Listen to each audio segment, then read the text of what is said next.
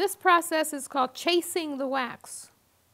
I don't know where that term came from, but chasing waxes means that you're finding the imperfections and correcting them. Once a sculpture is done, and that's usually in an oil-based clay, then a mold is made, and then from the mold we get a wax. And the wax is a positive image of the sculpture that I did. But waxes are poured hot so that there may be air bubbles and other imperfections where the wax mold came together, might have a line or...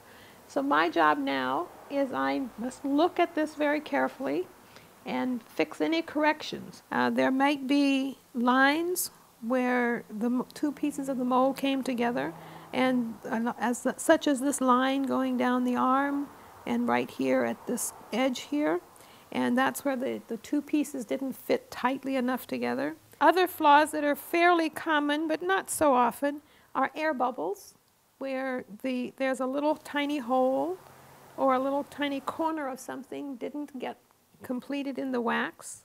Sometimes we'll find it on the ear. On her, we might find it on the dreadlocks. And you look for those holes. And they're filled with a red wax that is a soft wax. So where you see little bits of red is where I've actually used the red wax. I would put it on where that, and then make sure it's smoothed out. Now sometimes it's more than, the wax is really good for filling holes, but occasionally, like there's a very tiny hole right here, and if I put the wax in there, it doesn't change the harder wax, it just fills the hole. The more corrections we make in the wax, the fewer things that would have to be done with a torch and welding rods on the bronze. So we want the wax as perfect if possible. What I do is use heat and this tool, or a similar tool, and therefore now I'm lighting this alcohol lamp. There's a wick there in alcohol, and it's a very pale flame. If you're doing it right, you hardly see anything. And that heats it so that it melts the wax.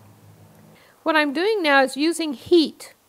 The heat, because this is wax, so this tool, when this tool is hot, it will melt it.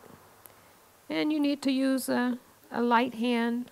I would sign this piece by scratching it in with a stylus, or if I soften up the wax a little bit, which I can do by using a heat gun on it. I keep the heat far enough away so it doesn't actually melt the wax. It's just softening it up a little bit so that I can actually write in it instead of scratching little lines. And because I have a long name, I use only my first name to sign artwork.